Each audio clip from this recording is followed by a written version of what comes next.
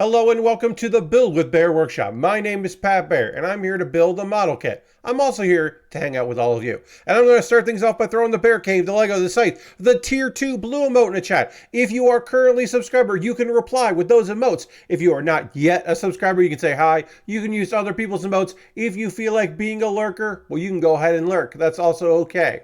It's a Monday and my goals for tonight's stream is I think we'll finish the Hyper Gyanko by the end of the stream. We're going to finish out the Hyper Gyanko. We might take a look at the next kit that I'll be building as picked by my patrons. Hello, Lashbrook. Welcome. And we're going to talk about some stuff. Lord Crashton's here too. Welcome, Lord Crashton. We're going to wrap up Season 2 of Oshi no Ko, which it didn't end as wild as like the last two episodes, but it's putting us somewhere, and it does end kind of wild. What am I saying? Aristovan's here. Hello, Aristovan. We got a great crew right off the bat. And then also in the second hour, I'm going to talk about the first episode of the reboot of Ranma 1/2. And I'm not going to like go through the beat by beat because it already has existed. I'm going to just kind of like more talk about the show. I don't think I'm going to be covering it weekly. Maybe I will. I don't know. I really liked it. And also, I kind of want to justify why I have Netflix right now. It's not the only reason I have Netflix, but it's one of the reasons why I'm currently paying for Netflix. So I feel like, well, if I'm paying for Netflix, I should probably cover a show that's on Netflix. So that might be the one I cover. I don't know. But welcome, everybody. Happy to have you here on this fine Monday evening. Let's go to the overhead camera. We are working on the Hyper Gyanko, which is the Gyan Gundam, or Gyan Mobile Suit, I should say, with a bunch of other stuff. As a reminder, I don't know why I want to clarify this, but I do. We are not building a lady or even building a robot lady. We are building a robot, a mobile suit, that looks like a lady, that is based on a lady. The lady happened to be the guy who designed this sister. Read into that as you will. But we're building our lady here. We've got a leg done and a foot here. We're going to build the other leg. Then we'll build the waist. And then the shields. Yeah. Build the waist. Put things together. Build the backpack shields. Build our weapons. And then, then we'll be good to go. Oh, and also we can put one of the shields in her hand, which is fun. Although I don't know why you would do that, but you can do that, so we'll do that as well. Just because we might as well see all of it. Okay, so I have two things that I'm annoyed with. We'll get through one of them, and then we'll get to the other one.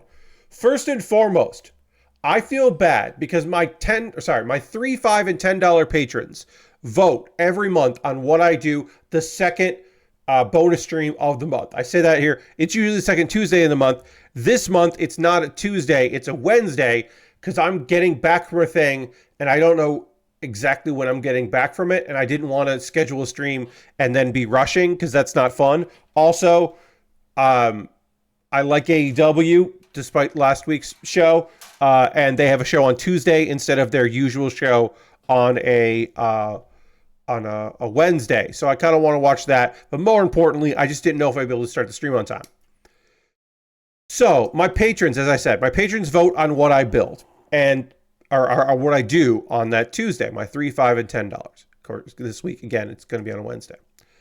And the thing they voted for out of the possibilities we have not looked at the last two DLC for WWE 2K24, and I want to do that because I paid for it. There's been a big update that added stuff I'm not super excited about, but I want to see it in what are words? Why aren't words coming out of my mind or out of my head here? In Mars First Logistics, they added a big update with like trains and roads, and that's not necessarily what I'm interested in, but I still want to see it because, like, I don't know, I want to see the update. I paid for that game. I want to see what's going on. And my third option, which is the one that people voted for, was a thing that I came up with several months ago that I wanted to do, which was, well, I got this because of Prime Gaming. You know, you get free games now and again. I ended up getting, because of that,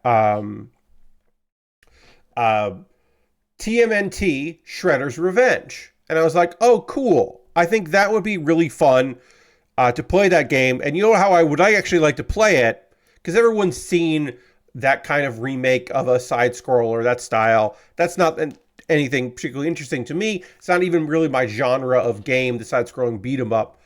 But there's a mod scene for that game. There's PC mods for that game.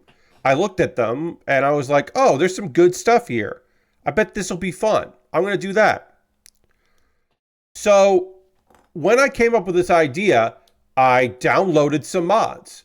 Now, some mods, because this game came out a bit ago, weren't up to date with the current like DLC. They hadn't updated when the DLC came out, but some of them had been updated. So I was like, okay, well, I can't use everything I want to here, but the most important mods that I am interested in, I can use. The mod loader will work, so I can use that for some of these mods that you can't just like, because some of the mods, a lot of the mods are easy. They're just like, hey, I changed the colors of this one thing. Oh, I put this in here. But some of them were like, I gave April O'Neil a different move set. I'm like, oh, that's interesting.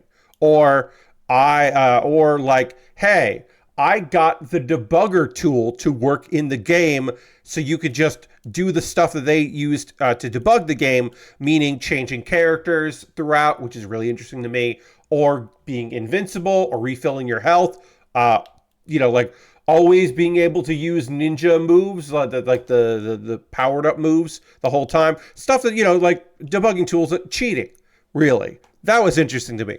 There were a stage select. There was a bunch of stuff in there that I was like, this is very cool. This will be neat. I'm gonna check all this out. So I downloaded the mods. I got them all working. This is like 3 months ago. So today, Monday, peek behind the curtain. Monday is generally the day where I set aside time to make sure that everything is ready and working for Tuesday night stream. Again, this week it's going to be Wednesday. So I even give myself an extra day. Usually it's just one day. That's make sure that, like, if I'm playing Pokemon, that, like, I've got my windows set up right, because I have to use the game window, and then I use display and shrink it down and move it so I can show you both screens. Easy enough. I do that all the time. Or make sure the game's running, make sure there weren't any updates I missed out, especially like WW2K24. If I'm playing that, there's always some update, or the save data needs to get fixed or something. There's always something I have to do in that game, because I don't generally check it out when I'm not streaming.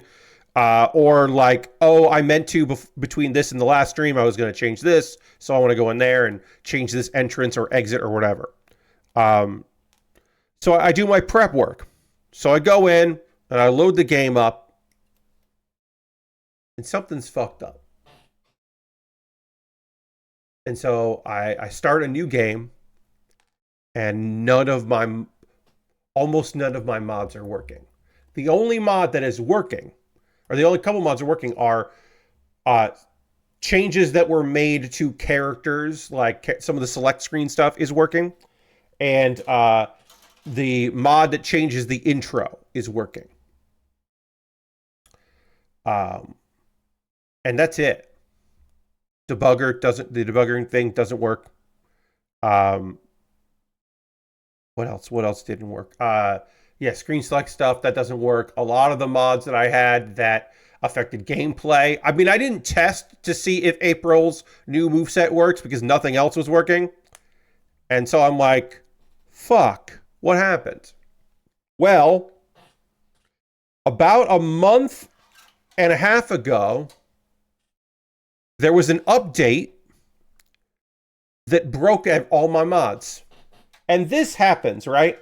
This shit happens all the time with PC modding, right? Sometimes the updates don't affect anything at all. Some games, it's just like whatever, or it affects some mods because something got changed and all that. But this broke almost all of my mods. And then we run into the real problem. The actual real problem with what I was trying to do, which is relying on mods for a game that people have moved on from. Modders have moved on from. All of this to say, this coming Wednesday, I will not be checking out TMNT Shredder's Revenge with mods, because I don't have mods to showcase. Because the game was never popular enough to have that much mod support. And then if you're saying, Pat, did you check everywhere? And the answer is yes. I checked all of the sites that I know that are cool. So, and when I say cool, I mean places that like I would be happy to download something and then install that stuff on my computer, right? Like that's what I'm saying when I say places that I think are cool. Did I do this wrong? Did I do this wrong? I did. I put these on wrong, apparently. Apparently I did this wrong. So let me go back and do this right, because I apparently was doing it wrong. So this goes here, and then this goes like this, and then this goes like this, and then this is gonna go here. Hell yeah, I'm doing it right now. So I looked at places that make sense, and so of course Nexus mods, Game Banana. Game Banana had a couple updates that were fairly recent, but nothing that was going to help me. A lot of mods on Nexus have not been updated in like a year and a half, a year and change. So they're just not going to work. And then GitHub, because some people do keep repositories for. Basically, like one of them that I was looking for, I was like, had notation in GitHub because they were using a modification for a mod loader. And I was like, well, maybe I can find that. And then there was like a note saying, I have abandoned this. If you want to copy it and work on it, feel free to. And then I could not find evidence that anyone had done that. So like when I did Persona 4 Golden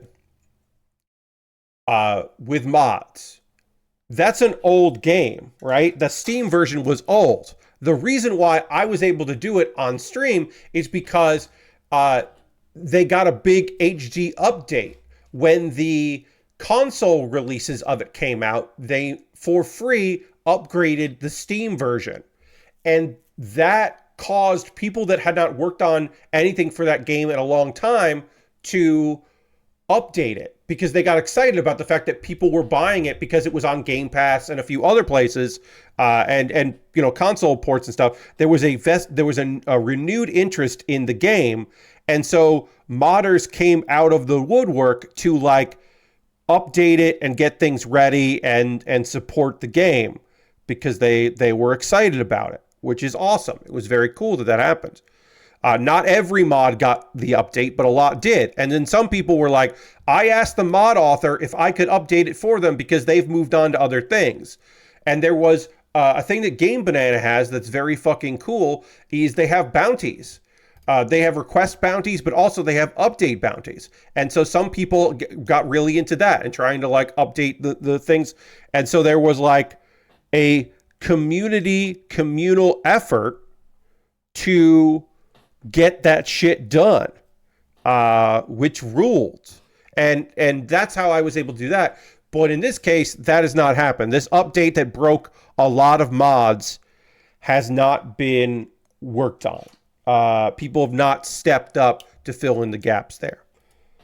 Very frustrating. So, Pat, are you just going to do the thing that other people, like the number 2 choice? No. I'm calling an audible, and this Wednesday at 9 p.m. Eastern, we're going to play a game that we're going to play the prologue of a video game. I'm going to look up the exact name of it. I did not buy the game. It is $12, which I'm fine spending on a video game that I'm unsure about, but so far I haven't got it because the prologue is free. So I downloaded the prologue to TCG Card Game Simulator, which is making the rounds. A lot of Magic the Gathering people that do content online are playing it. A lot of VTubers seem to be playing it. So I'm going to be playing TCG Card Shop Simulator on Wednesday. which is like me at my most like on the pulse of what's going on. Um, uh, and I don't know if I'm going to play the whole thing. Like, I don't know how long the prologue is. I don't know if we'll do it in one session or if it'll take like half an hour.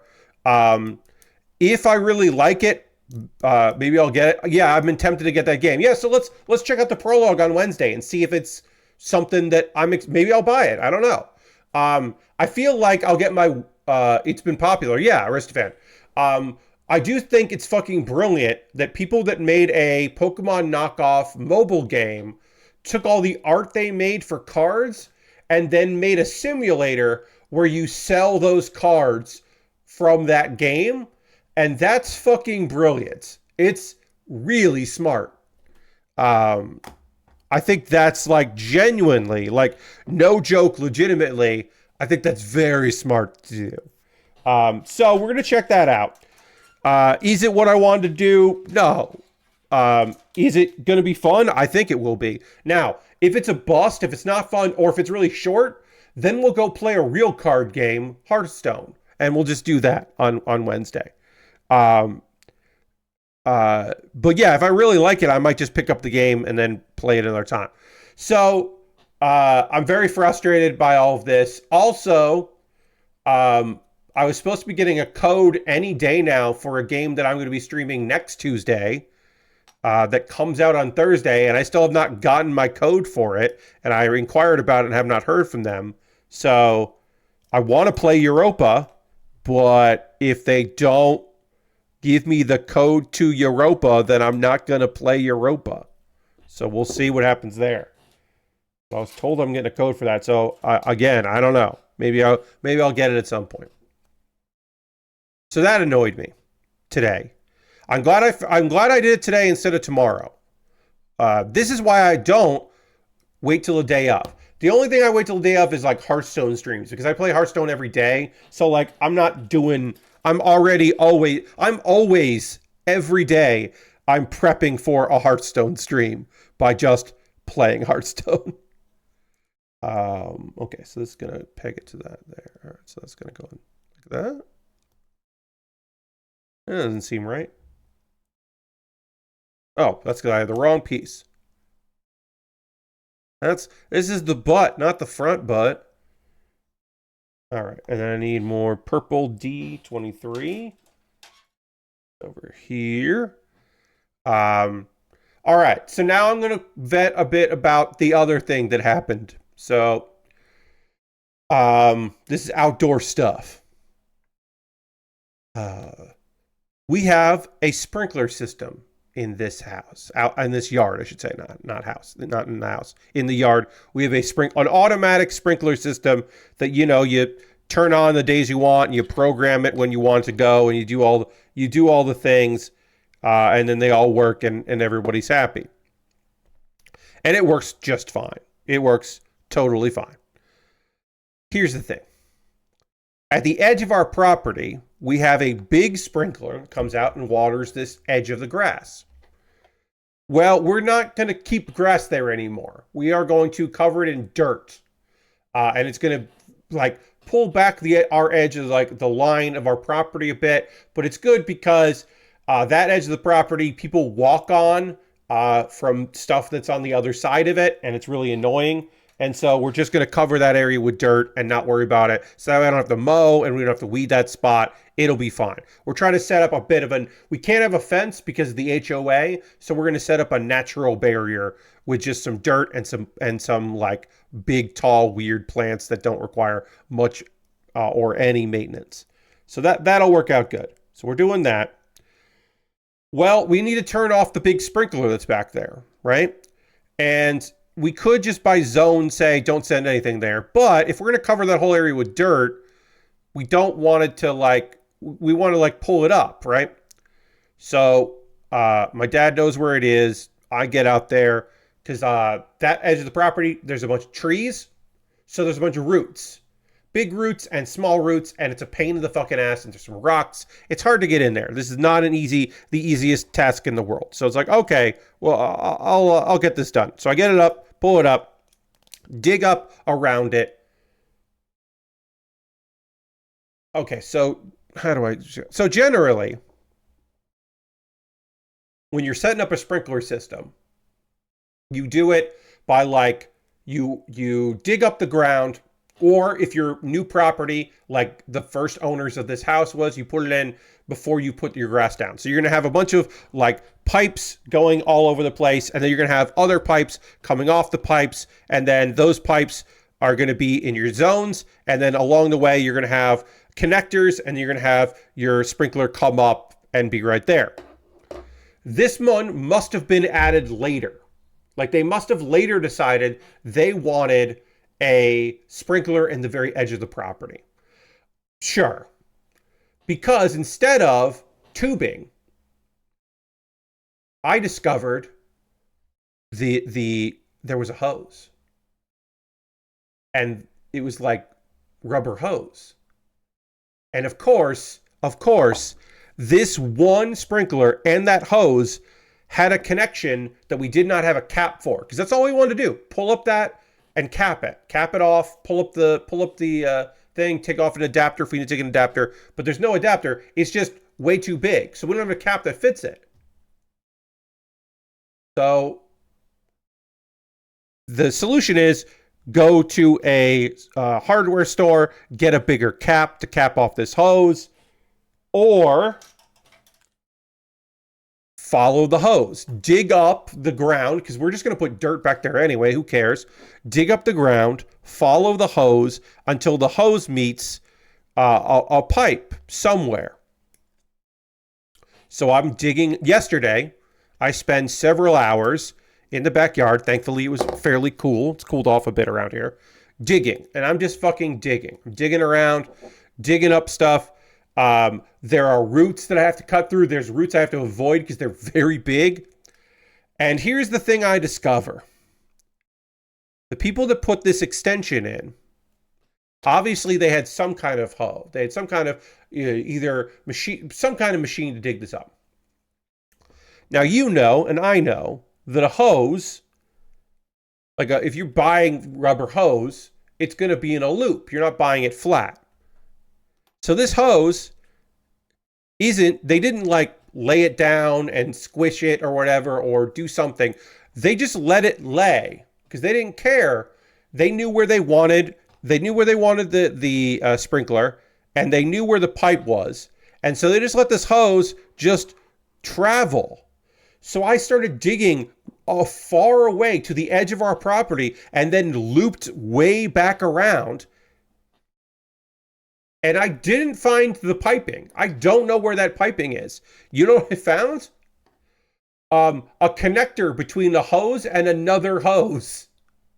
At some point, the hose they ran out of it, and they had to put a connector to another hose.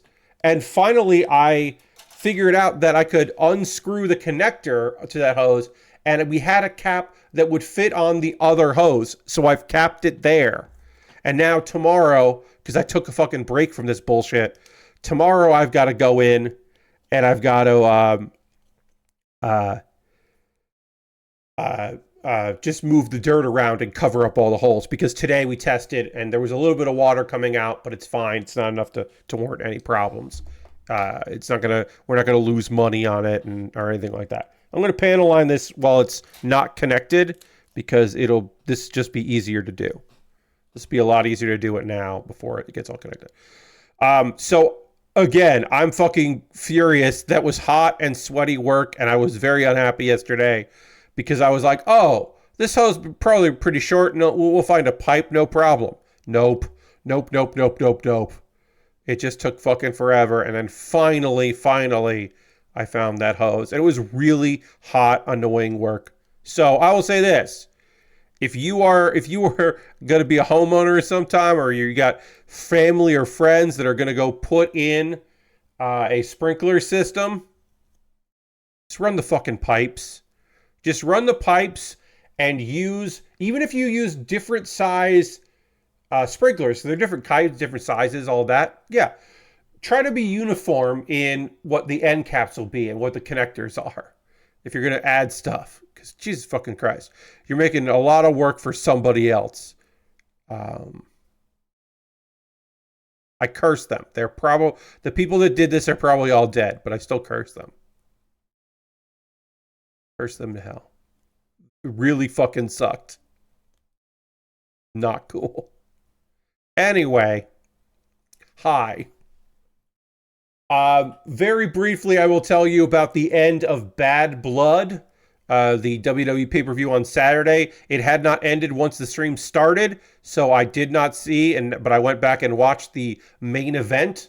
Cody Rhodes and Roman Reigns defeating the Bloodline, Solo Sikoa and Jacob Fatu, in a tag match that was not that great. It was pretty fucking slow.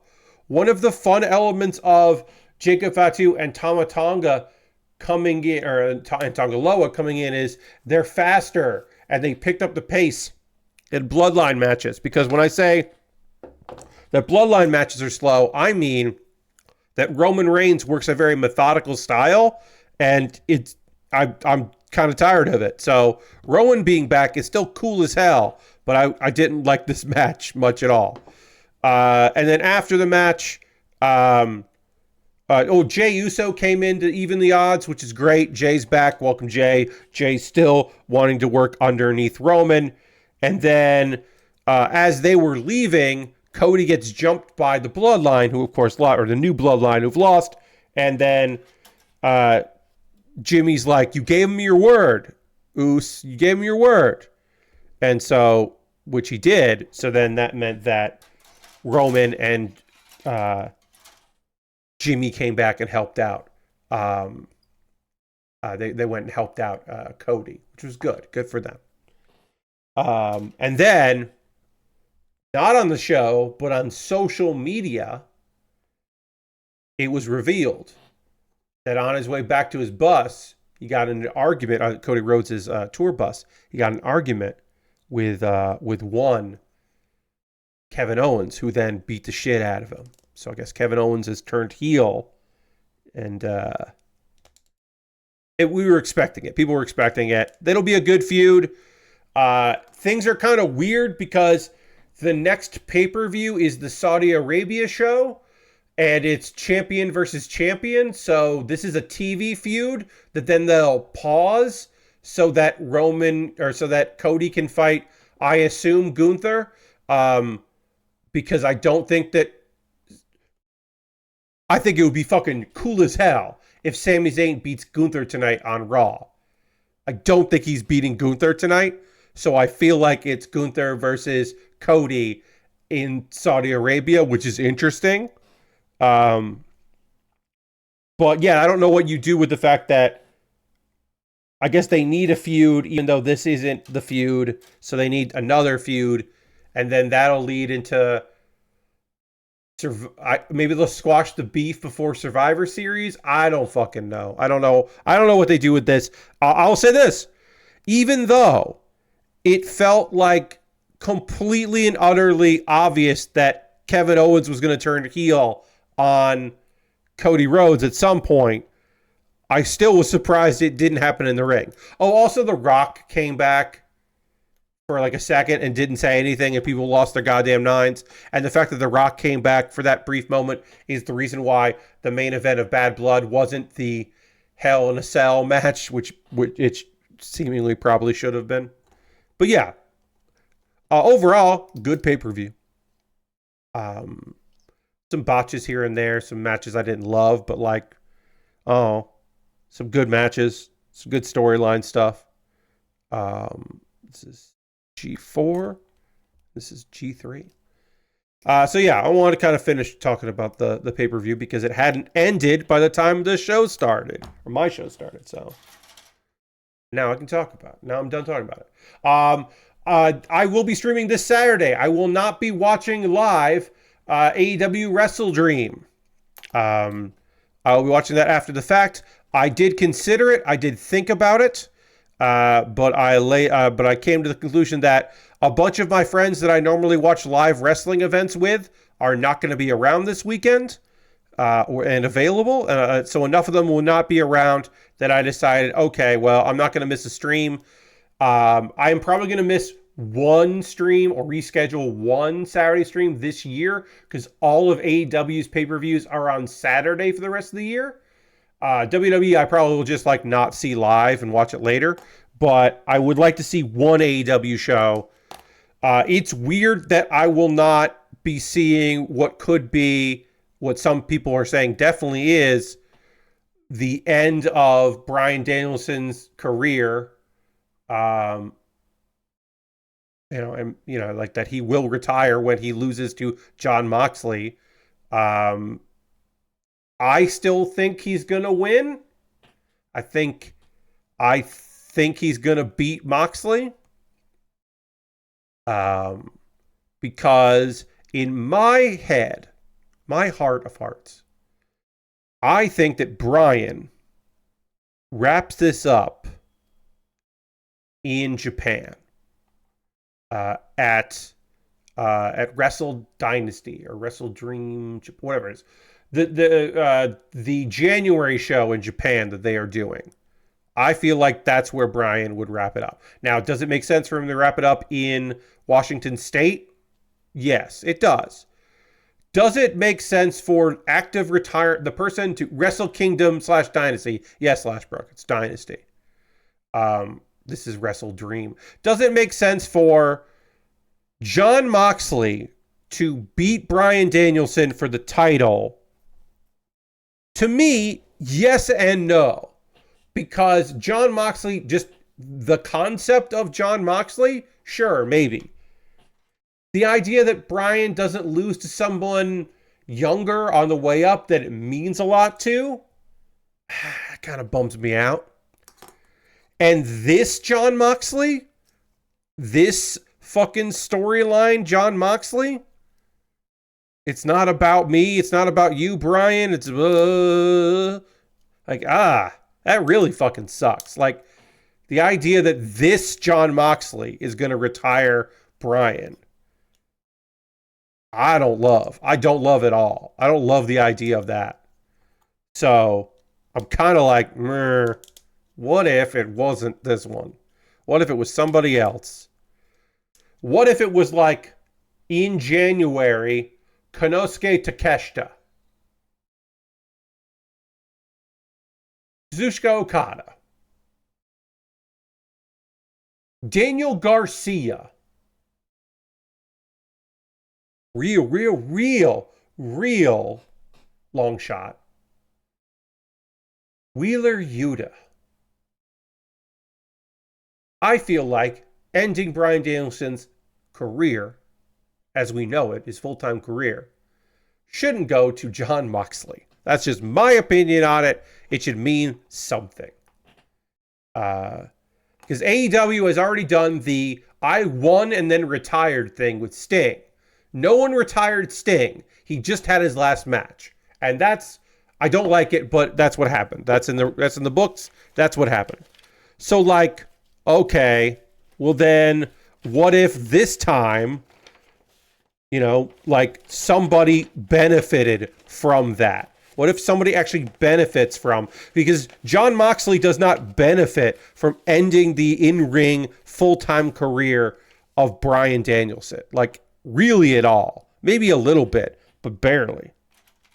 I feel like kind of ruins this heel push Mox is going to lose, but I don't think he wins. Yeah. Oh, also Lashbrook, yeah, that's a fair point. Moxley kind of needs to win to cement this fucking heel run, this bad idea heel run that they're doing. This run that, hey, you know what will be cool? Marina Shafir is doing stuff. AEW put a lady in a men's stable, which they don't really do that often. And when they do what they're doing here, which is, there's somebody in the stable. She does not really wrestle that much at all. Marina Shafir has not had a match since they started this thing. And it hasn't been that long, but she still hasn't had a match. Put Marina Shafir in a fucking wrestling match. What are we doing? Like, come on. What is this? Same thing with Leela Hirsch. Put her in a fucking match. It's on TV now. Great. Put her in a goddamn match. The only woman who is in a stable with men in it that wrestles is Willow Nightingale. Willow Nightingale is the only woman in a mixed gender stable that actively wrestles. Weird. Real weird. Anyway, I don't love the idea that I might be watching, that I might be missing live Bryan Danielson's last match, but I also am hoping this is not his last match. And then, yeah, I don't know. I don't know where we go from there. I don't know. I don't know what storyline stuff happens if there's another match. Moxley losing is weird, but also Moxley winning to me is weirder. So, I put these together wrong. I want to do the waist here first. Put the legs into the waist. And then, once I get that done, go. I should also say very quickly to talk about this kit, because I haven't really been talking about it as I've been building. I did put some blue tack in here in the arms, because these arms are very loose. The blue tack has not really helped, unfortunately. I just think this kit has loose arms, which is going to be frustrating if it means that I can't have her hold the two lances, or the swords, because this kit has swords, and that's cool. So I'll be annoyed if that happens. You can, if you want, not put the skirt on. I found that out. Just, that's an option. I don't know why you would, or you wouldn't have the skirt there. You can do that if you want. It's kind of neat that that's an option. But it's a mobile suit. Should have you gotta have your side skirt. Gotta have your skirt on if it's a mobile suit. And there you go. We are basically body complete here. We have some weapons, and we have the backpack to build, which we will get started on now. Let's see. Doc Harris has passed away. This may not be a name that you were familiar with. You may have learned this man's name today when you saw news of his passing, but it felt like it was something that we should chat about here. Okay, I gotta make 4 of these. All right, so I gotta make 4 of these things. These things and things. But he is best known as a voice actor. Did a bunch of voices in anime. He's Canadian-born. A radio guy that went into voice acting. He passed away on Saturday at the age of 76. Doc Harris, started in radio broadcasting. He is best known as the narrator for the Ocean Studios dub of Dragon Ball Z. That Goku and his next time on Dragon Ball Z. That guy. He did a bunch of background voices in that as well. He was in My Little Pony, Friendship is Magic. Did a bunch of dubs. He did voices in Hulk, the Hulk video game, the Xbox Hulk video game. But yes, he is probably best known to anime fans as the announcer for the Ocean's dub of Dragon Ball. Or Dragon Ball Z, I should say. And rest in peace. That guy who spoiled many future episodes of Dragon Ball Z. I mean, look, yes and no. Here's the thing.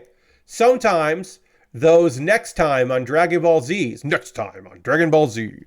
sometimes those next times were stuff that didn't even happen in that next episode. It was like 2 or 3 episodes later. He was just doing his job. Just doing the work. Doing what was asked of him. But yes, sad day. And he had surgery last month, and then we don't know the exact cause of death. But yeah, certainly a part of my childhood / teenage years.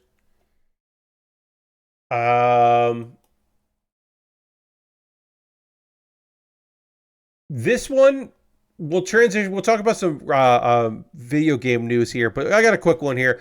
This is not officially Elon Musk updates, where we talk about Twitter and Elon Musk on occasion when Elon Musk and Twitter are when things are happening there, and we gotta talk shit about some of that stuff. We're not officially doing that here. We are going to talk about briefly. This is apparently not across all of Gyanko, but Gyanko is starting to terminate insurance coverage of the Cybertrucks. They are starting to say that, again, this is not consistent across all Cybertruck ownership with Gyanko.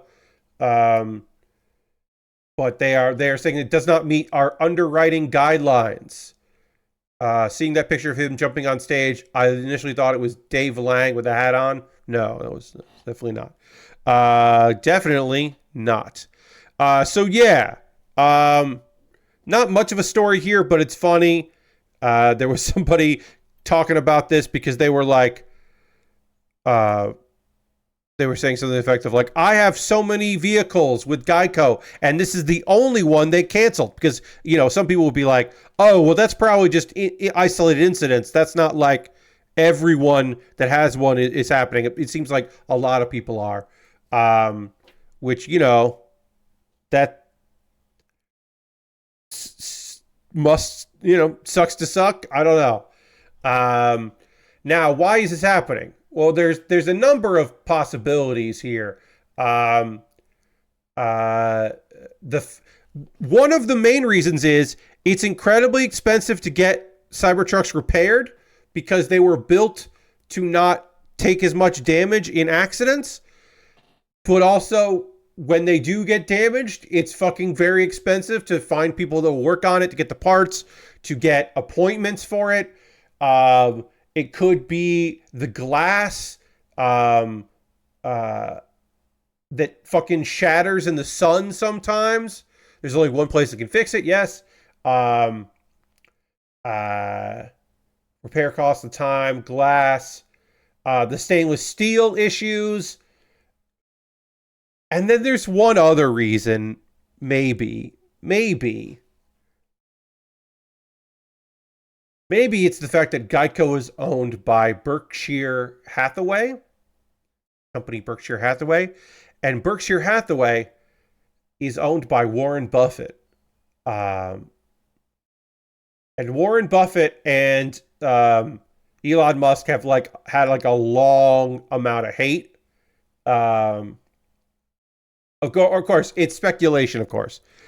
And would Warren Buffett say, hey, have we been insuring Cybertrucks? Don't fucking do that.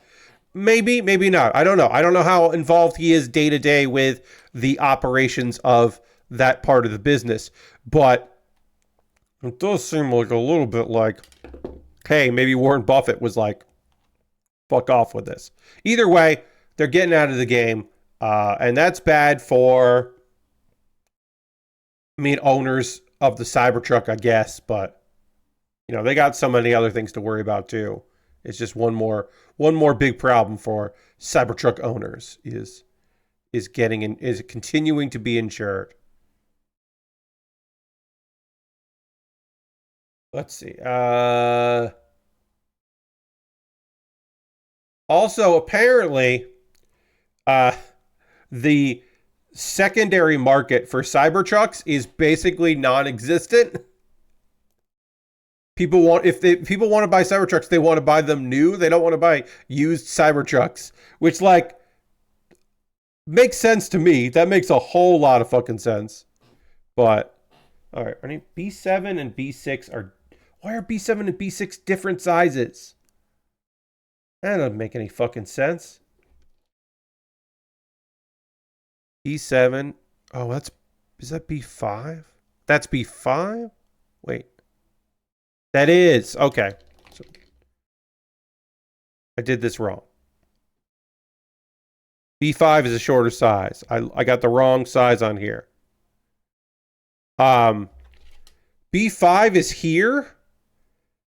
B6 is here and B7 is here. You'd think that B6 would be the one next to it. So I messed that up. These are B5. I'm going to hopefully remember that. I need B6. That's silly. B6 goes over here. Great. That's what I need.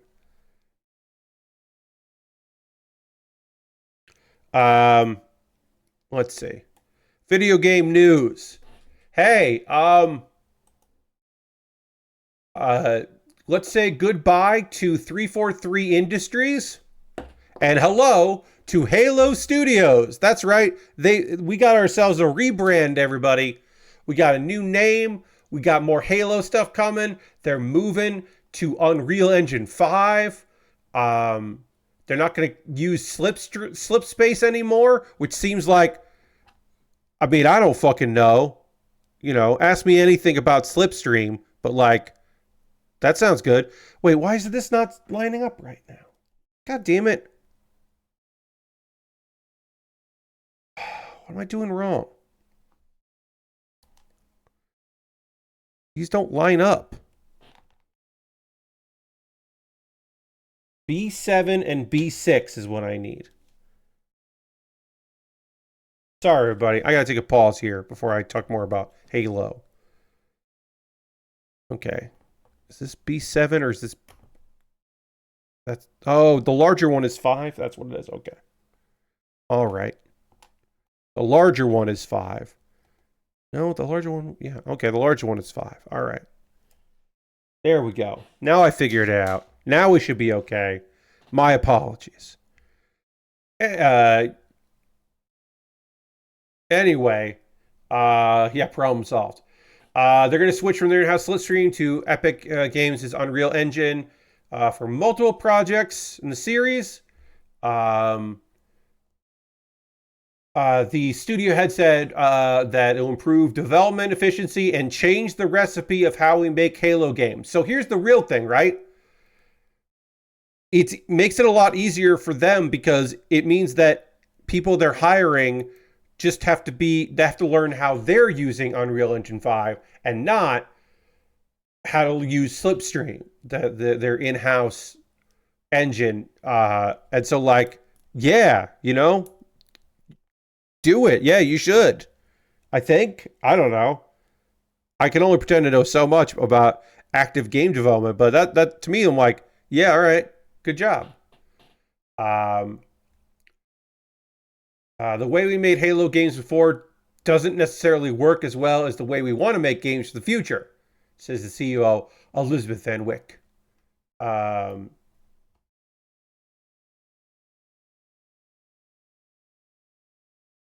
But yeah, makes a lot of sense to me. Most Xbox first-party studios have moved on Unreal for their next projects. And also, they've been working in Unreal for a while on like, you know, skunkworks stuff, working on something called Project Foundry to just kind of like get it in there and see what they're doing. And they liked it. Halo Infinite's still getting stuff. There's gonna they got a third person mode coming. And yeah. Seems neat. I don't know. Good on them. I hope it means that that they don't have more rounds of layoffs, that they can staff up, that the next Halo game is something that they can be excited about. I don't know. Who knows? But like, I don't know. To me, this is more exciting than just being like, "Hey, we got ourselves a Halo game." Like, we want to talk about like, I don't know. Like, to me, it is exciting. Okay, so not these pieces. I need B9 and B8. Okay. B9 and B8. Doing that next. So yeah, good on them. Hope it all works out. Apparently,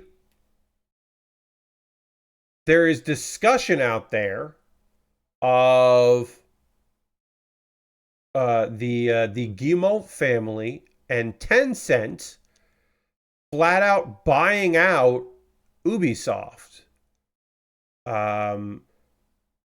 Ubisoft majority shareholders at Gaumont family are considering teaming up with Tencent for a buyout. And that, of course, made their stock price go up because they own 20% of Ubisoft and Tencent owns 9%. Buying being wanted option. Shares have fallen a lot because, they have not had games that have been selling. So that makes it tough to make money. And so, yeah, it looks like they're looking to do that.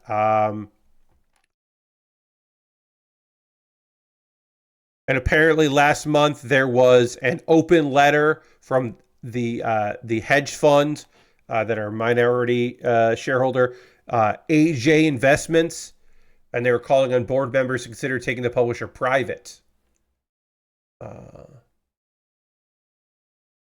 And that was before the French Ubisoft employees started were talking about doing a strike. And also that Assassin's Creed Shadows got delayed till next year. So I have no idea, obviously. I don't fucking know. Maybe they will, maybe they won't. It's at least interesting for that, like, there's more talk about it. I think that's kind of interesting. I don't know where they go from there. I don't, like the steps involved. Don't ask me anything about taking a public company and going private with it. Don't ask me anything about that because I don't know. But like, yeah, all right. Maybe that'll work out for them. Who knows? But I do think that a private company would not change the toxic work culture at Ubisoft. So that's not something that I'm like, hell yeah about. It's more like, ooh, oh no. That's not going to fix anything. So, here's a weird thing. Night Dive, the development team, Night Dive. They're working on Quake stuff. They worked on the 2023 remaster of Quake 2. So apparently, one of the modders, started like a lifetime modder who then got work. They brought him in basically to work on the remaster. The modder by the name of Peril has basically gotten a version of the Quake 2 PlayStation port, the somewhat infamous PlayStation port, has got that working in the 2023 remaster. And it's not like a port of it. It's like a recreating them within the new engine. And you can download it on ModDB. Because they use the new engine. So Quake 2 PSX is now available for free as a mod. The idea of a developer in the game working on a mod for that game is just fun. That's good shit. And coming out on ModDB, of course.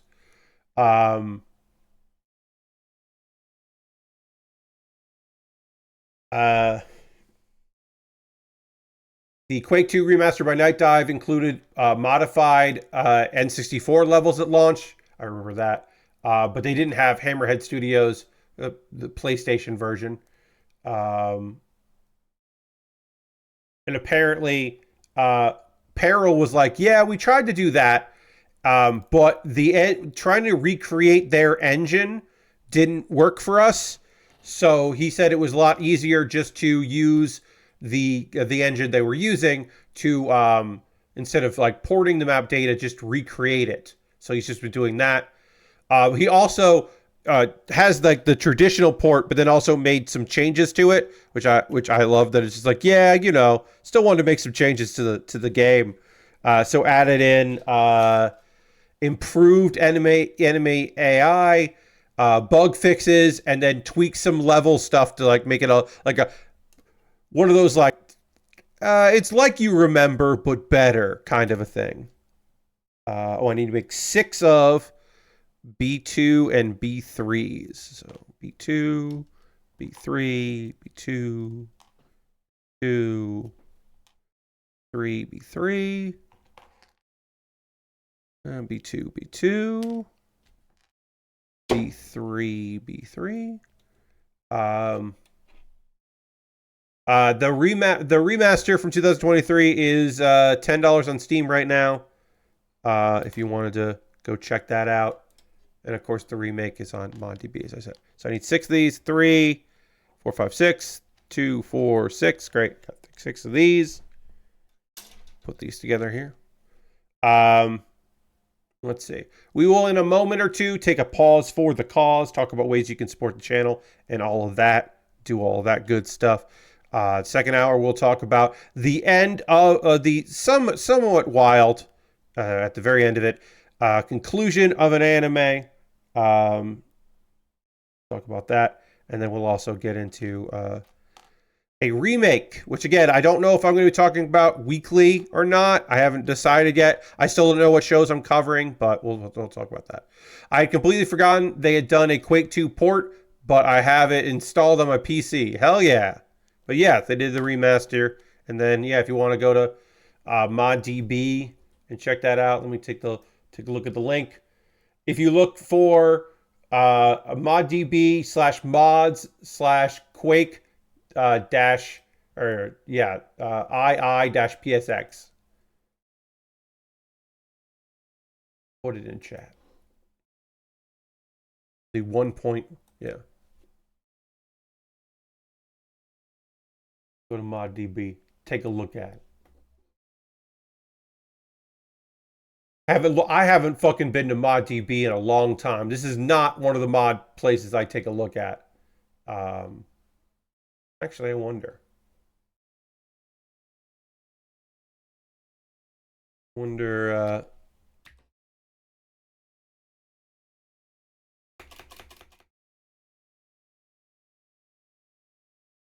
I bet they don't have Shredder. Yeah, they don't have Shredder's Revenge. I was like, I bet they don't. I bet no one in ModDB is modifying Shredder's Revenge. I just hadn't looked, so I was like, I'll look. No, not there. Oh, it's okay. All right. Well, oops, I didn't update this here. Like I said, though, I do kind of want to justify having Netflix right now, so I might cover Ranma 1/2, but I also might not. But I will say that right now I have a couple things on High Dive. I don't have a lot on High Dive right now. I'm still gonna do the monthly, but we'll see at the end of October if I'm like, I had to basically keep paying for it to get to this episode that we'll talk about after the break. I had to get there. Had to know how Oshi no Ko ended. It was important to me to know. Season 2. All right.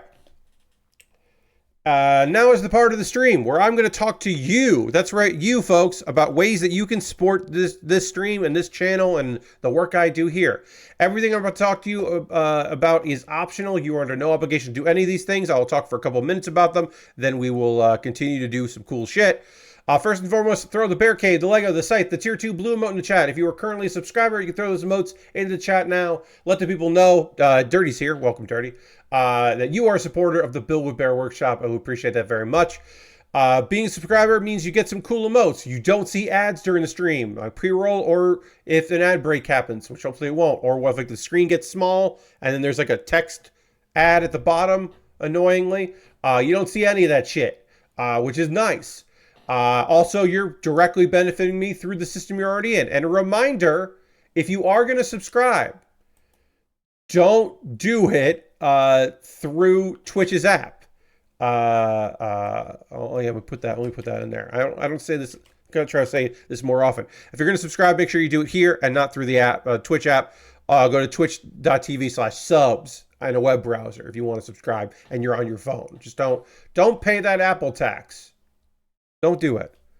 I mean, I appreciate it if you want to support me, and that's how you can support me, but don't. What if you didn't? You could also gift a sub to somebody in the community. Join the gift sub leaderboard, or cheer. Join the cheer leaderboard. Throw some money that way.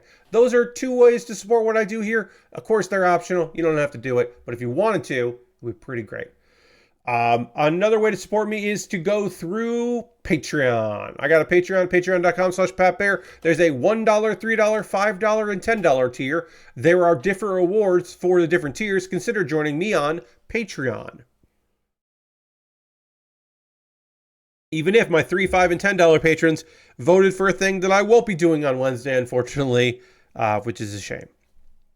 I'll make it up to them by having a fun stream on Wednesday. So let's see. Oh yeah. I have a YouTube channel, youtube.com/PatBear. Subscribing to YouTube is free, so if you want to subscribe to my channel, please do. I post videos that you'll like up there, so take a look at that. And then, also, hey, there are memberships, and for just $2 a month, you can become a member over on my YouTube channel. And then, if you remember, you get my Wednesday videos a day early. So tomorrow, you'll get a video, and other people have to wait till Wednesday. So you're going to know one of the other shows that I loved this past anime season, the summer season. You'll be ahead of the game. More on that series in a moment. Those are all monthly ways to support me financially. If you are interested in just doing a one-time donation, if you want to help me buy more model kits, I got 2 more coming in the mail, but I always need more. You can go to my Ko-Fi or my PayPal and make a direct donation there. I would appreciate that very much. Everything I make through direct donations, through YouTube, including AdSense, so watching my videos helps me out, through Patreon and through Twitch, all goes into a fund, and out of that fund, I buy model kits. This kit, the Hyper Gyanko, that is almost done. I was able to pick this up because of your generosity. Past you is helping present me build the fun model kit. Now, I already know what I'm building next. My $10 patrons voted on what I had in my backlog, and they were like, Pat, you should build this. And that's great. My backlog's a little light, and if you want to decide what I build next, a way to do that is to buy something for me to build. Because if you buy something from my Amazon wish list, it'll jump the queue and become the next thing that I build. You'll get a dedicated YouTube video about the thing that you purchased, my mailbag video series. And again, I won't go to my backlog. I won't pull stuff out there. I'll just build the thing you bought because it's the least I could do. I have Lego sets and model kits. I always pride myself on having a few things that are like $10 or less. And I do have a few of those inexpensive options. And then there's some more expensive stuff on there as well. Model kits and Lego sets and knockoff stuff. It's fun to play around with that. A bunch of different things and things that I'd be happy to work on. Is there a recent addition that I made here? I don't know if there's anything recently. Yeah, I just have a bunch of fun things that I would like to build. I would like to build the full armor Gundam from Thunderbolt, because that's a massive kit. That's expensive, but that's a massive kit. I would love to build that. If I can give a shout out to a couple kits on my list, that would be cool as hell. There's even a master grade, the RX-783 G3 version 2 master grade, which is an older kit. It is rare that I work on master grades because they don't make them anymore. But I would be happy to do that. And there's some gear at the bottom because it's always nice to have some gear options. Oh, also, one thing I did add to the list. Did I add that to the list? I thought I did. I thought for sure that I added a... I did! For the first time ever, on my wish list, is a Sonic the Hedgehog Lego set. It is Sonic the Hedgehog, Shadow the Hedgehog escape building set. It's Shadow on a fucking motorcycle. That's on my wish list. I just added that to the wish list. I've never built anything Sonic related on stream. The model kits are very expensive, so I haven't picked those up. But I would build a Shadow the Hedgehog on a motorcycle Lego set if you want to pick that up on off my wish list for me to build. That feels like that would be a fun time. Keanu Reeves himself, Shadow the Hedgehog. My alternative to my Amazon wish list is Throne. I have a Throne wish list because it's nice to have alternatives. And then the most convoluted way to support me financially is to go to USA Gundam Store. You go to USA Gundam Store, you buy a gift card there.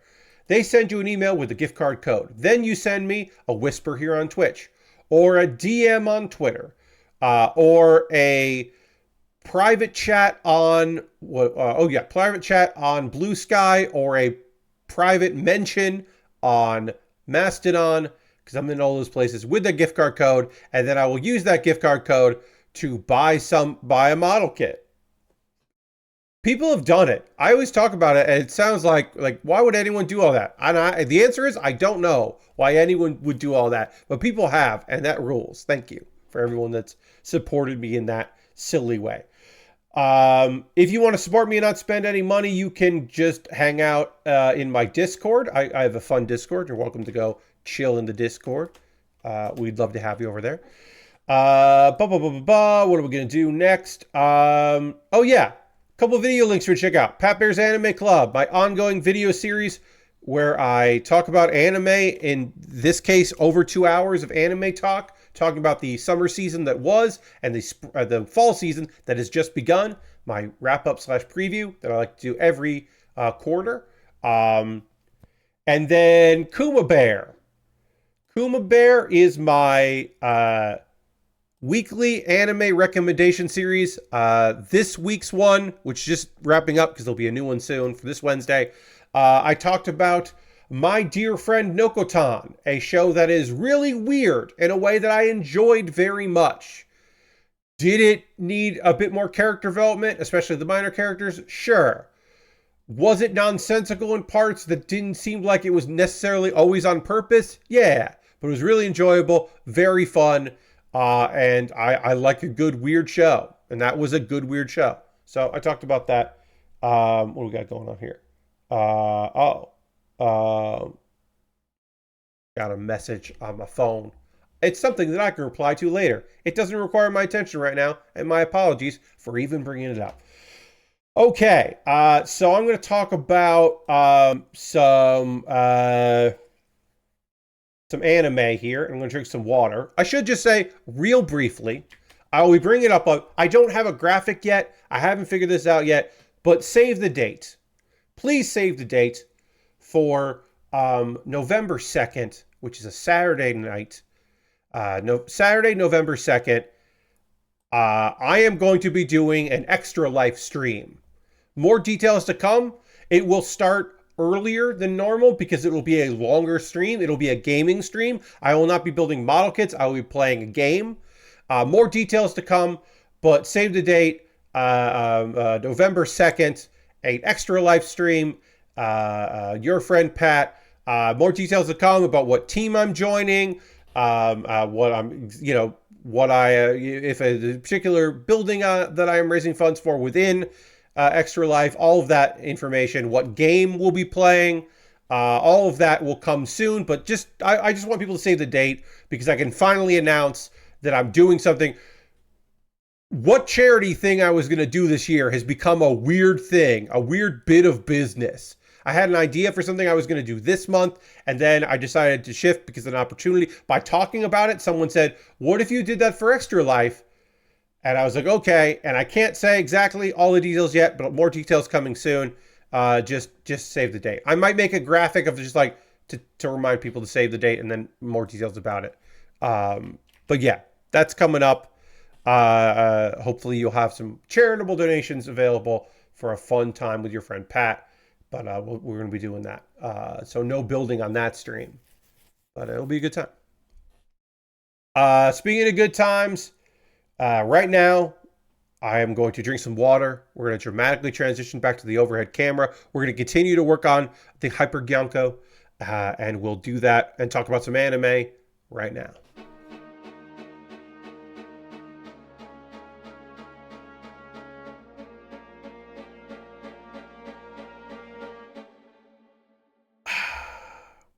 All right.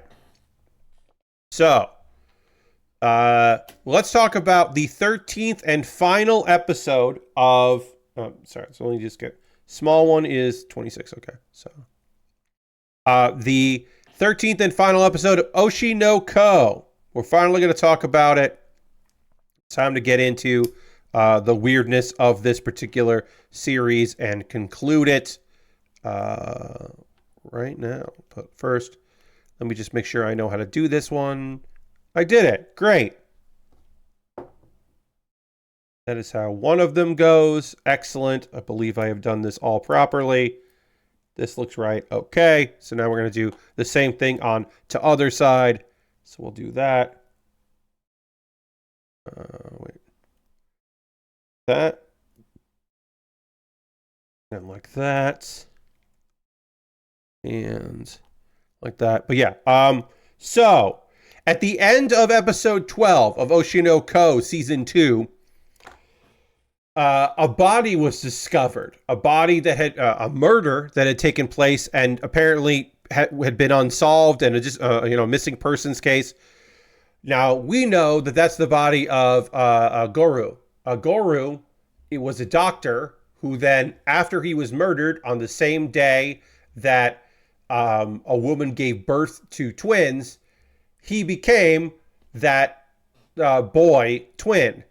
And Ruby, who died of cancer that day, apparently, we found out episode 12, had feelings for this guy, had feelings for her doctor, and was even thinking about trying to find him. And then she did find him. She found his body, which obviously is fucked up and complete and utter mess and real weird. So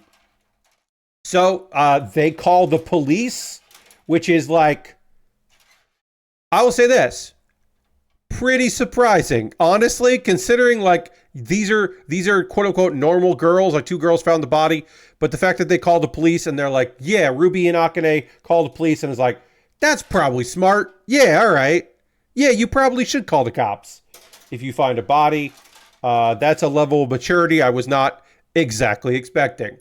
So they found the body, and apparently they're in town to do a music video, a couple music videos, and everyone is just like, Ruby, you don't have to do this. Ruby, you absolutely do not have to do this. And Ruby's just like, nah, I'm going to power through. I'm doing it. Now, they just think, oh, our friend and coworker found a dead body. That's fucked up. They don't realize, how would they know, that this is the dead body of the man that Ruby had a crush on when she was a different person. So how they didn't know that he died. Ruby and Aqua are unaware of the other's reincarnation. They only know about their own reincarnation. Meanwhile, Akane and Aqua are talking. Obviously, Aqua feels bad. He's blaming himself for even bringing Akane on this trip, exposing her to this. Obviously, he couldn't predict this kind of thing. He feels really bad. She's surprised that he's blaming himself for things. Because Akane's like, I blame the murderer. I don't blame you. Again, fairly adult. But he's like, look, you know that we're working together on this. I was trying to lead you along to see if you could find out any information about this person. Basically insinuating like I may have set this whole issue up. And he's like, honestly, I would have been happy if no one found that body. Akane's is like, look, we just happened to find it, which is true. It's not true. We know that a crow led them to it, that it was fate or the intervention of a goddess of some sort or a demon or something. Some kind of we know that some sort of supernatural being showed up to make that happen. They don't know that.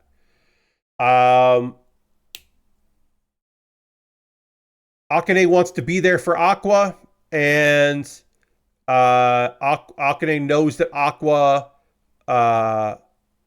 probably wants them to end things. And they kiss, but it's more of a like friendship element, not a romantic one. And he says, look, I'm not seeking revenge anymore. Because he thinks that the man that set all this up is dead, right? So he's trying to move on with his life and figure out a way to be happy. So the revenge has exited his heart. There's a bunch of stuff of like them going and doing some shoots and some stuff, and we'll talk about that in a minute. The big thing is that on the roof of the hospital, Ruby's out there just kind of like contemplating, and Ruby is greeted by the Crow Girl, who is not particularly nice. This person, apparently Ruby took something from Goru's body that he had on him, and so the Crow person is kind of like who just looks kind of like a weird regular person, is insulting her. And the Crow Girl has information for Ruby. Crow Girl knows things that Ruby wants to know.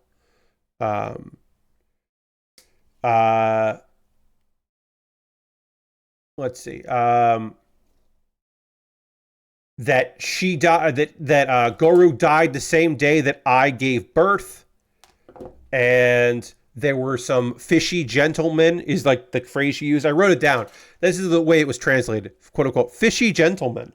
One of them was a college-age person, and he's dead, which we know who that was. And then there is a middle-aged boy, is what the Crow refers to him as. There was a middle-aged boy, middle-aged man.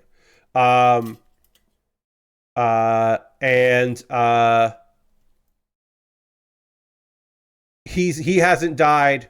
Ruby wants to know more about this person.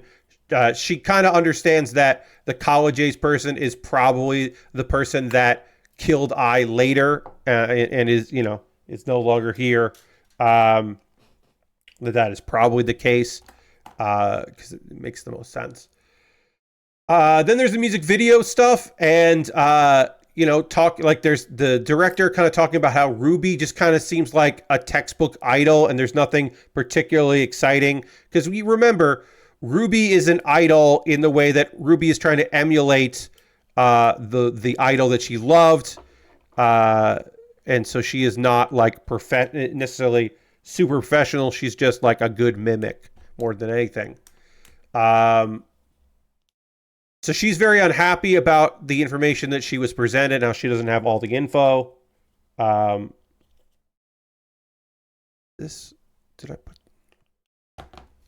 don't want to force this in, but this feels like it's not going in fully. I'm going to try on the other side here. Supposed to go like this. Sorry, I'm just not sure how this... Okay, yeah, you do have to push it all the way in. All right. All right, I think I did this right.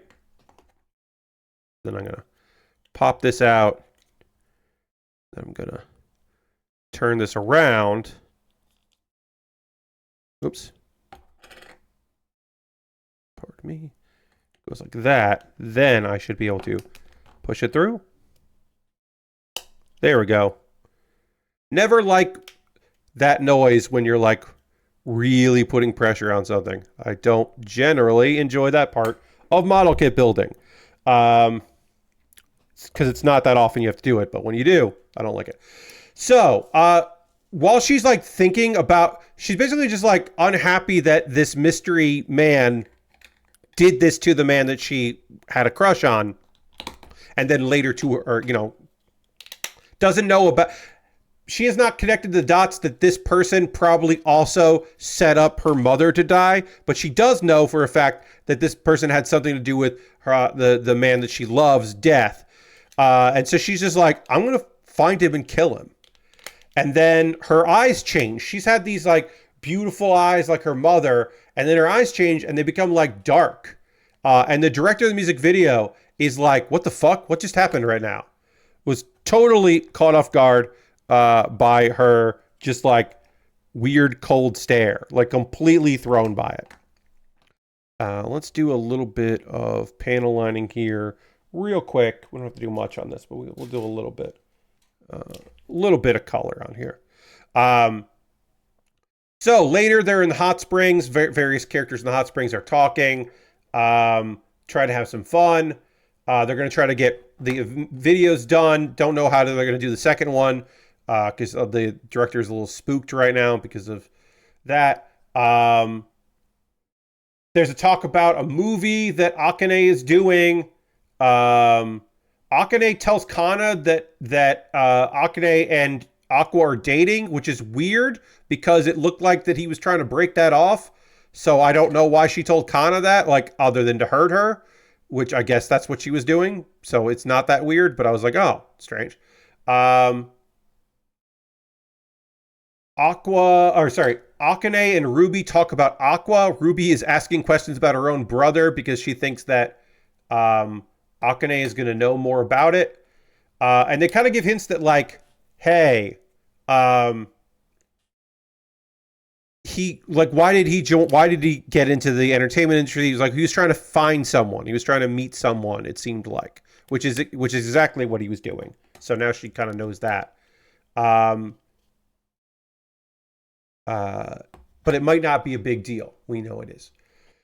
So they go to the shrine that we learned about in the last episode, and they all make some wishes. The wishes are just like success, making it big. Ruby hoping that Aqua will find out who is responsible for their mother and the guy she had a crush on's death. We see a music video of Poppin' 2 play. So we're finally getting more Idol stuff because this season we didn't get much Idol stuff. So now we're getting more of the Idol things coming in there. And we get a flash forward. It has been 6 months. The video is popular. So their group has been popular there. They're second-year students and third-year students. And he's looking forward to where things are going. And it's a really upbeat way to end the season 2. It's oh, cool. Things are looking up for them. Everything's coming up. The gang, B Camacho is doing it. B Camachi, I should say, is doing it. And friends. Everyone's great. Then we cut to a woman who is dying, who seemingly has just gotten murdered. And he's got dark star eyes, just like Ruby's developed. End of season 2. What a cliffhanger. There's just some fucking dude now. Overall, season 2 of Oshi no Ko was mostly about a stage play. And it wasn't until the last 3 or 4 episodes, I guess, that it was about the murder mystery. And now we've gotten some supernatural elements that was kind of fun, and we're building out the murder mystery, and it's been pretty fucking rad overall, I would say. We got our own stand kit here, folks, because this stand has its own special adapter for it. Generally, the stand, we have a clear version of this as well. It's a really cheap stand that comes with some kits that you would just put that on there, and then you would just, for kits that have the peg in the crotch area, this one does not. So it has an adapter so that it can sit on the backpack here, or the jetpack.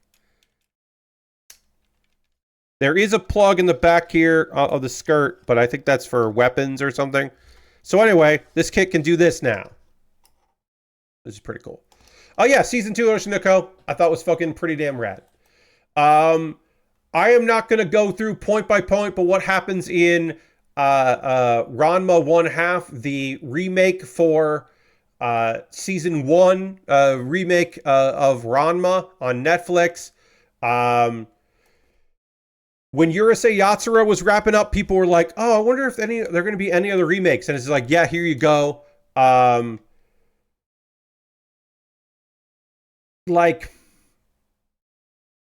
So some of this one's going to be weird because one of the things about Ranma 1/2 that was fucking awesome at the time and continues to be awesome is there's gender stuff. A lot of people have fucking gender issues in this one, right? Because it's the whole our main character, one of our main characters, becomes a female version of himself, which he does not love because he changed. And then there's characters that like her, and there's characters that like him, and it's a whole bunch of gender stuff while it's a romantic comedy. And there's like a lot of stuff about like Akane not being right and being too masculine and not feminine enough, and like all of this stuff.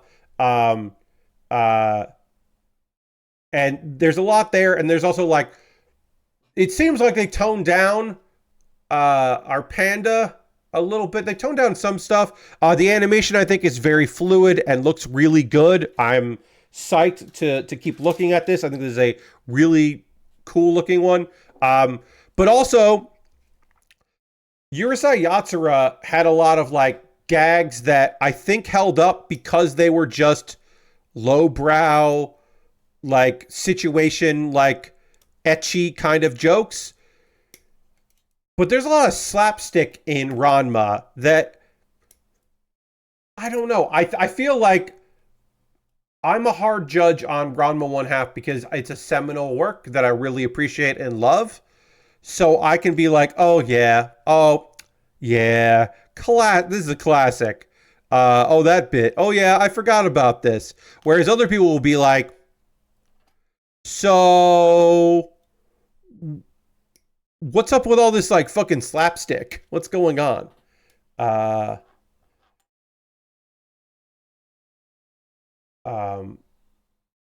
yeah, I thought Genma is a fun portrayal right now. This is a real introduction of like a lot of characters. The Ranma 1/2 is a big cast of characters, and I think, you'll find out more later, but I think they did, it's, to me anyway, first episode did right by all those characters.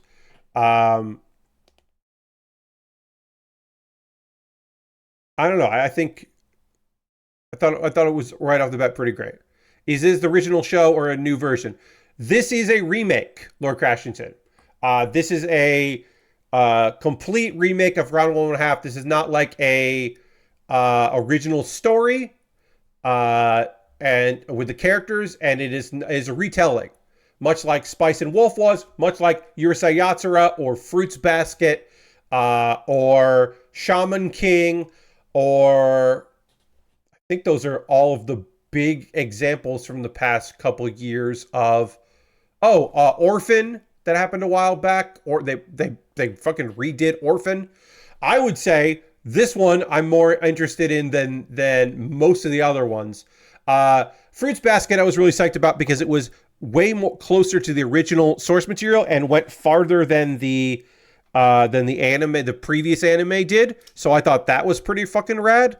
So yeah, I'm excited about this one. This is one of the, as I said, one of the reasons why I got Netflix was to get in there. It is a comedy with lots of martial arts and lots of people getting attacked and misunderstandings. It is silly. It is probably Rumiko Takahashi's best work. Probably her best manga. Arguable, but I think it's fucking the best. It's my favorite. I'm excited to see more of it. It's a series I really enjoy. So I'm looking forward to more there. Great voice acting. I mean, so here's the thing. We haven't met Shampoo yet. Everything changes. When Shampoo shows up, everything changes. As far as your friend Pat is concerned, that was an early anime crush. Just the girl the girl from another country that falls in love with the guy and does not care about anything but getting what she wants. It is also maybe very dumb, but great. Big frying pan, big spatula. Big spatula is what I'm going to say about Shampoo. Chinese dress and big spatula. Those are the big elements there.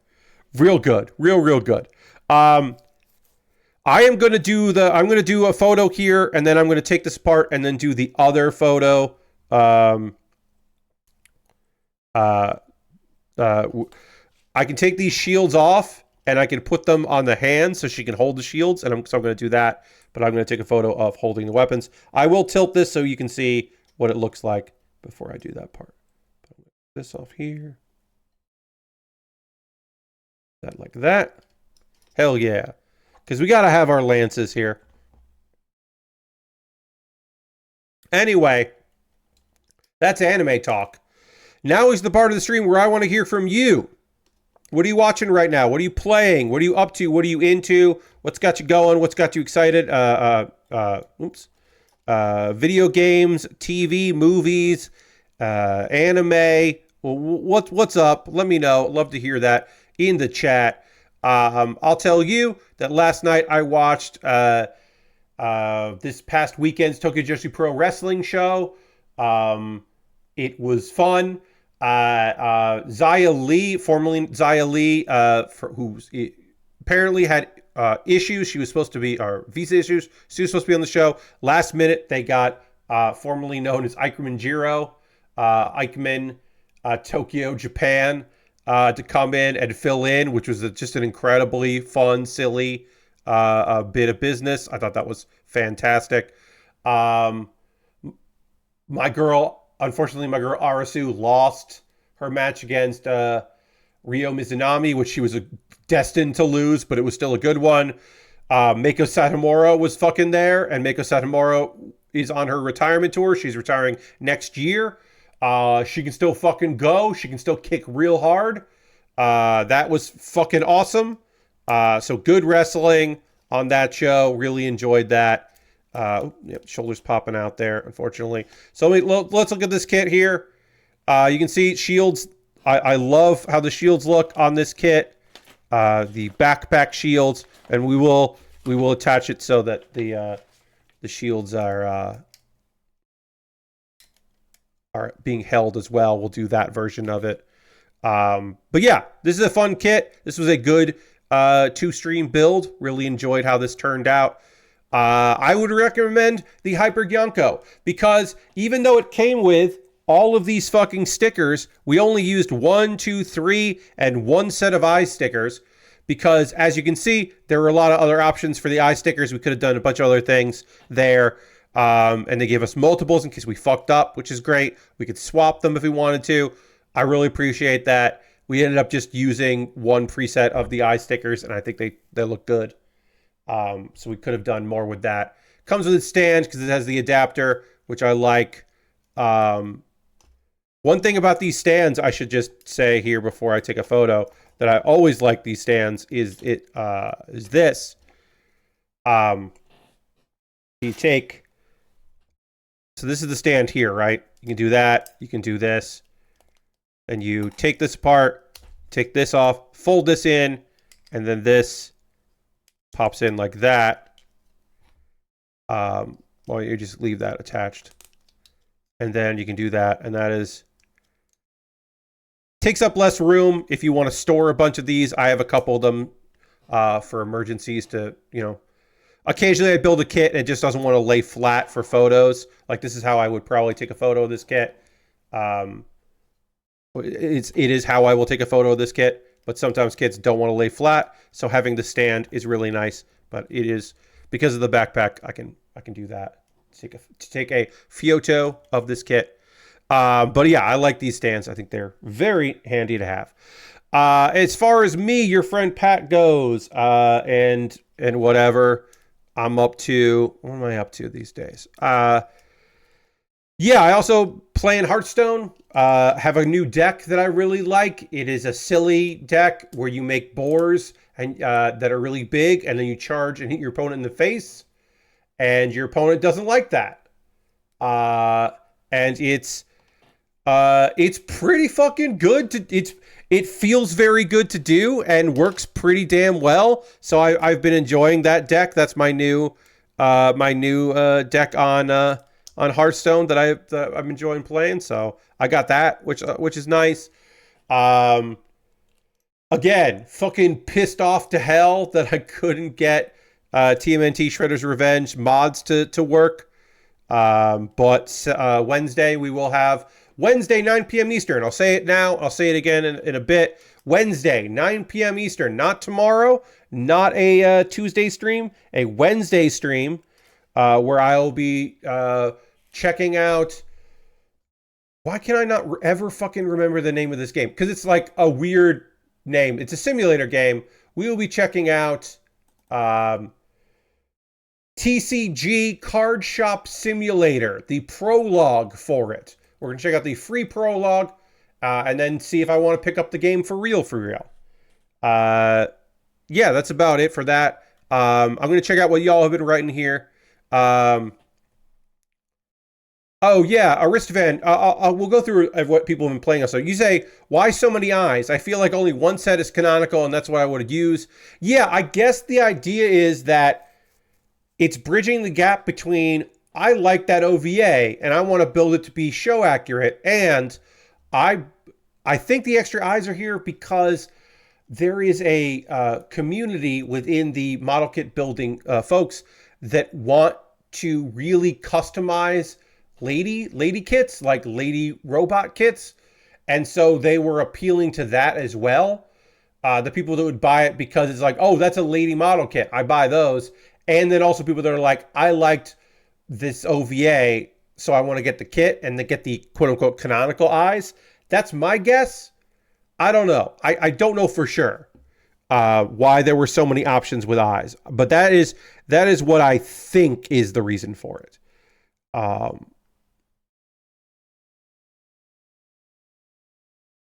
So, you know, that's what I think anyway.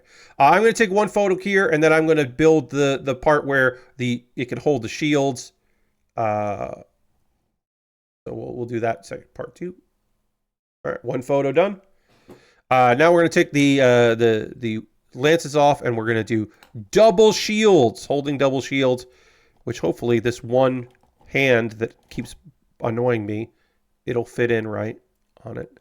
Because I think it attaches the arms, actually. No, it goes in the hands. And then attaches the arm. Okay, so that's good. So even though this likes to fall off, hopefully it will still work out. It'll be great. All right, so you all have been saying, back to Monster Hunter, says Ghost Valve, and squatting with Deep Rock, nothing too much else. Nice. Okay. Yeah, you're still doing the Monster Hunter thing and getting a little Deep Rock in. Hell yeah. Lashbrook says, basically had a movie day Sunday, went and saw Transformers 1, then with a bunch of time to kill, walked into Beetlejuice 2, and then saw Look Back. Damn, Lashbrook, yeah, you saw a bunch of movies on Sunday. I'm looking forward to seeing Transformers 1 in my house, and Look Back in my house, and I don't know if I ever need to see Beetlejuice 2. I'm glad it exists. Beetlejuice 2 feels like something I will watch on cable in a few years. And probably not something that I will see will rent or anything like that. That's my guess. I don't know. That could change. I'm going to take this part off the backpack here. Oops, and we lost an arm here. Yep. You can see that I do have some blue tack here, trying to get this arm just to the shoulder joint here. That is the weak part of this kit, are the shoulders apparently, which is not great. I'll say that. Not great at all. But we'll take these off here. And then we have to build the connectors to go onto this. And then we'll build those connectors. We need basically whatever's left in the kit. Aristovan continues to play Zelda. That game has some the best fire propagation since Far Cry 2. Aristophan, that's some fucking high praise. God damn. Okay. Hell yeah. I'm glad the fire tech suits you.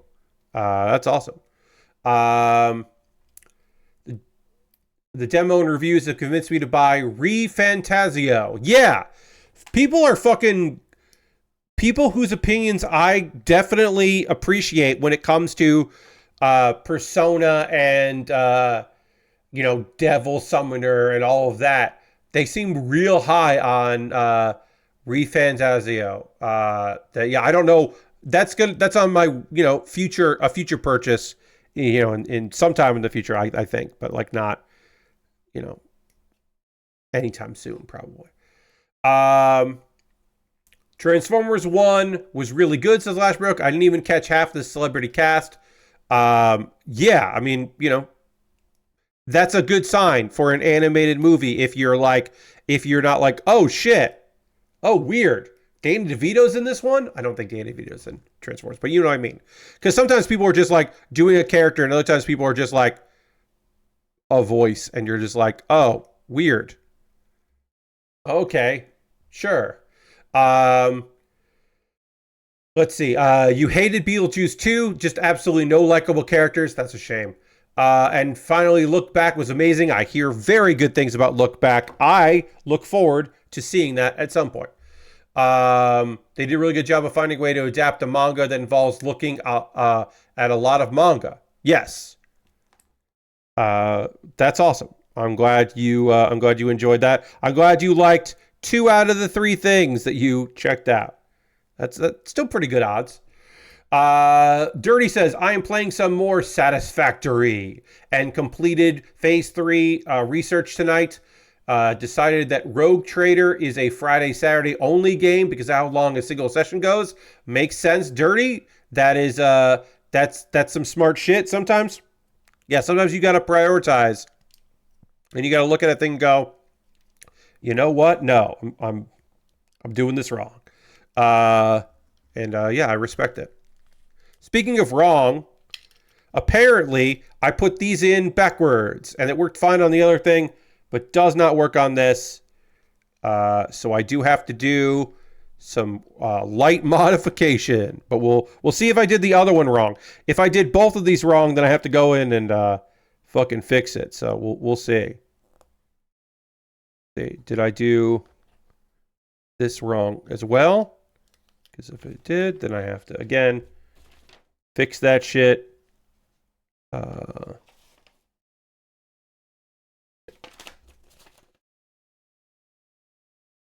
Yeah, all right. So let's see. If I put this in like this, does it pop down?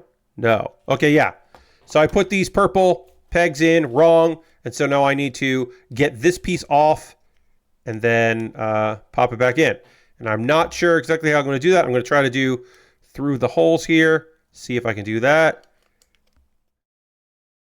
Or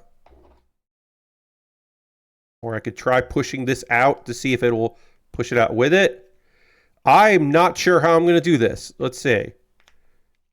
But I need to open both of these up. And I'm not sure how I'm going to do that. Let's see.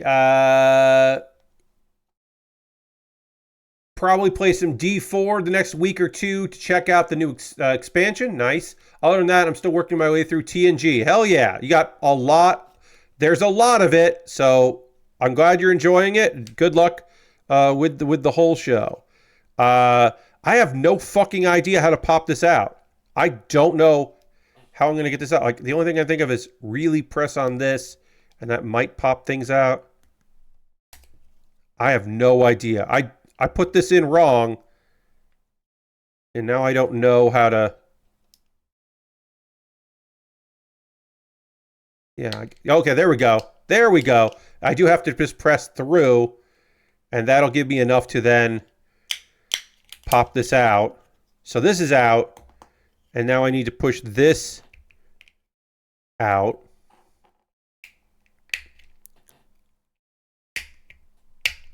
Okay. So I don't want it that way. I want this piece to go in this way. So this, yes, this has to go in like this. Okay. This is just when I thought we were done with the kit. Turns out I did something wrong. But I was able to fix this one. So that's good. Now, theoretically, when I do this, I put this here, and then This is going to go like... Wait. No. This, yeah. So then this goes like this. And then that folds down. Woohoo! Hooray! Hooray, I did it. I did it right. Now I need to just fix the other one. Which hopefully will also pop out when I do it. This, come on, come on.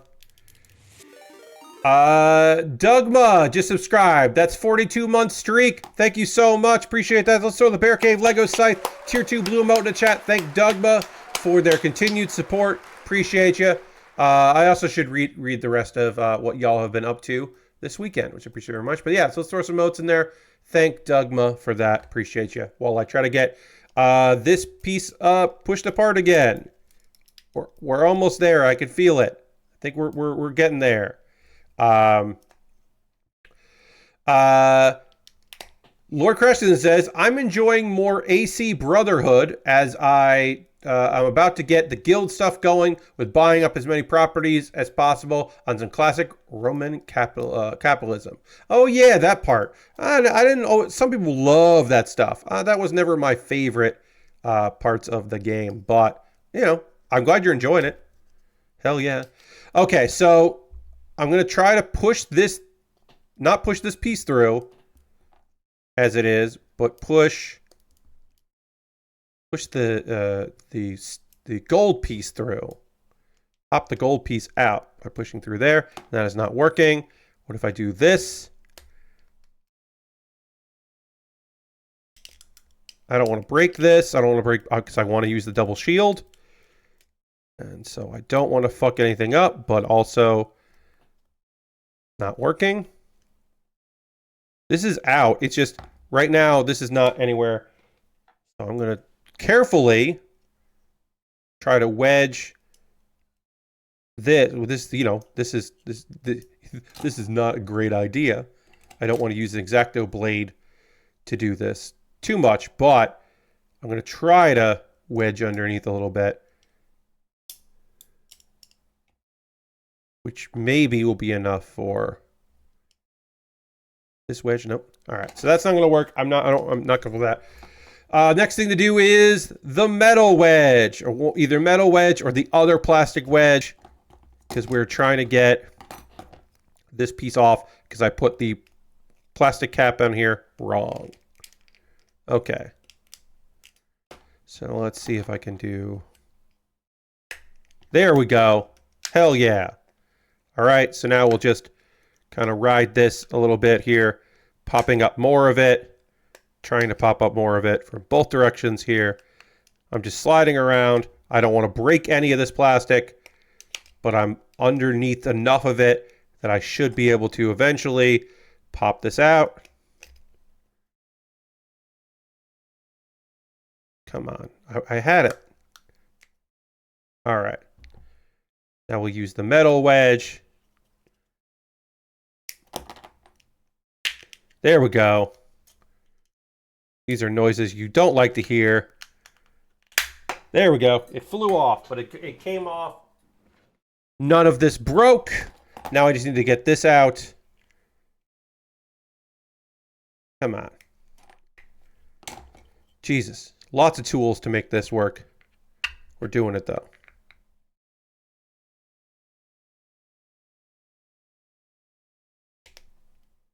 Okay. All right, like that. There we go. Jesus. Let's see. Lord Crash to finish up Prison Break Season 2 as a bunch of people end up in a super prison. That's right. Season 2 is super prison. They must break out of that now. Yes. Prison Break Season 2. The prison breaking continues. I don't know how the theater I went to stays in business. They never even check for tickets, and look back was the fullest show I've seen there. Yeah, I don't know, but you were able to see it, which is good. Glad you were able to see it. Okay. So we did all that. I did have to go into my toolkit, which I rarely need to do these days, unless I'm doing a very random kit that has that involves screws. Normally I don't have to do any of this stuff. I don't have to use these, but we did today. Luckily, we got it all done. But yeah, this little tool set comes in handy. It's nice to have it, even though I only really use these two. It's nice to have all the other ones. Okay, now let's get this last thing on. We put this on the right way. I'm so annoyed with myself that I had to fix that, but I did. It's okay. It shows you that you know, if you screw up in model kits, you can fix your mistakes. It's harder than other things, but it is possible to do. And then what do I do here? This goes on this. This goes on that. This goes this and down. Okay, great. All right, so now I just need to pop these hands in here for the shields, which is all that work just to show you that she can hold shields, which is kind of cool. And she can hold them up. Again, this shoulder, not great, it's a really loose connection here, but she can still hold the shields, which is all I wanted to show at the end of this build, was her with the shields. And that's going to do it for this thing. We do have some extra stuff. We could do different versions of her legs, I guess, slightly if we wanted to, but there's no real reason to do that. We got different hands we could do. So there's still some alternate parts to this kit, but that's generally all there is to it. The Hyper Gyanko, pretty fucking solid. Glad I built it. Happy that worked out. I'll take a photo of this kit after the stream is done here. But yeah, can hold the shields, which is pretty neat. Our next kit, we're gonna get rid of the Gyanko. Our next kit will be the Sword Impulse. That's the next thing we're doing on stream, is the old Sword Impulse. Please look forward to that. I love a kit with swords. I love a kit with big weapons. Sword Impulse is just a kit that I don't think I've ever built on stream, and that's surprising. So I look forward to working on that on Thursday stream. But a reminder, as we go and figure out who we're going to go raid, because that's how we end every stream. We're going to end with a raid. We're going to go find someone doing cool shit that we want to go hang out and spend some time with them. It is Monday, so we're going to go see if Mary is streaming. If Mary is streaming, we'll go hang out with Mary. Mary is streaming. Mary's playing Slay the Princess. Huh. Kind of surprised about that, but sure. We'll go hang out. If Slay the Princess is not your vibe, if you do not want to play a horror-ish, horror-adjacent, sad imagery game, if you're not into that, this might not be the stream for you, but we're going to go raid. Lord Crashington. Maybe. I thought that so next week's plan is Europa. Europa is coming out this week. I have been told that I am getting a code for it to check out Europa. I have by the same publisher as a bunch of other games that we've looked at. They have not sent me code yet. So the plan is next week Europa, and the other, because there's 5 Tuesdays in the month. So one of those other weeks we will look at Shrek, and another week we'll do something else. But the plan right now is to play Europa next week and not Shrek. Power Wash Shrek. But a reminder, this Wednesday, 9 p.m. Eastern, please come and hang out this Wednesday, 9 p.m. Eastern. I will be checking out a weird TCG card store simulator. We're gonna look at a card shop. We're gonna simulate opening a card shop. We're looking at the free prologue, and then we'll check that out on Wednesday. And if that doesn't work out, we'll play Hearthstone. We'll do some card stuff no matter what. Feel free to come along on this raid. Hope to see you on Thursday for a brand new model kit. Thanks so much for everybody for being here. I'll see you in the next one. Goodbye, everybody. Goodbye, goodbye, goodbye, goodbye, goodbye.